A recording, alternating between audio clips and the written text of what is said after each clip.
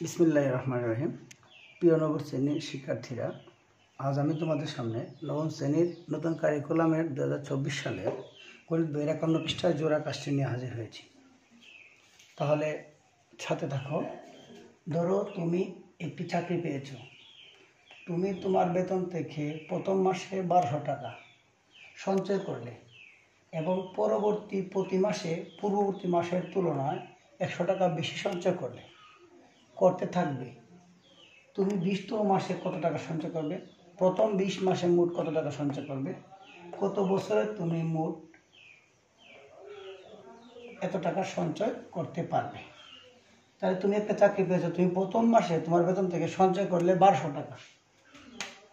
তাহলে কয়ের সমাধান, প্রথম মাসে সঞ্চয় 1200 টাকা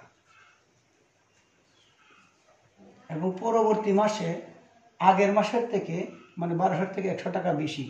তাহলে পরবর্তী মাসে তুমি সঞ্চয় করবে 1300 টাকা।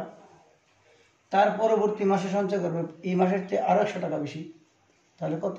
1400 টাকা। প্লাস ডট ডট ডট এভাবে তুমি করতে থাকলে তাহলে তুমি এভাবে 20তম মাসে কত টাকা সঞ্চয় করবে? তাহলে যেহেতু এটা এই প্রতি মাসে 100 টাকা করে বৃদ্ধি পাচ্ছে, এটা একটা সমান্তর অনুক্রম। তাহলে এই সমান্তর অনুক্রমের প্রথম পদ এর সমান 1200 টাকা। সাধারণ অন্তর মানে প্রতি মাসে বৃদ্ধি। সাধারণ অন্তর আমরা এখানে দেওয়া আছে 100 টাকা করে বাড়ছে, সুতরাং সাধারণ অন্তর ডি সমান, আমরা ইচ্ছা করলে বেরও করতে পারি, লিখতে পারি। 100 টাকা করে বৃদ্ধি পাচ্ছে মানে সাধারণ অন্তর ডি ইকুয়াল টু 100 টাকা। তাহলে আমার 20তম মাসে কত টাকা সঞ্চয়? তাহলে আমরা জানি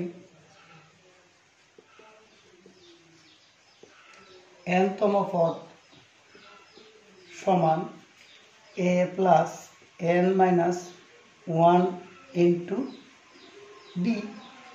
সুতরাং এর মান আমরা জানি কত?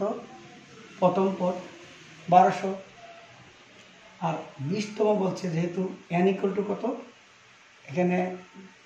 এখানে n ইকুয়াল টু 20, যেহেতু 20তম মাসে বলছে n ইকুয়াল টু 20।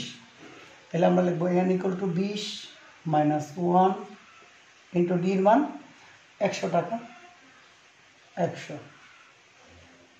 এখন আমরা লিখব 1200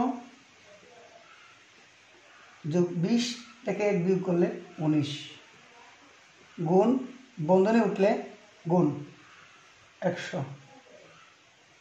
তাহলে 1200 আর গুণ করলে 19 আর একে 1900 কত হলো? 0 0 0 0 9 আর 2 11 1 2 1 1 2 আর 1 3100 টাকা। অর্থাৎ 20তম মাসে তোমার সঞ্চয় 20তম মাসে সঞ্চয় হবে 3100 টাকা।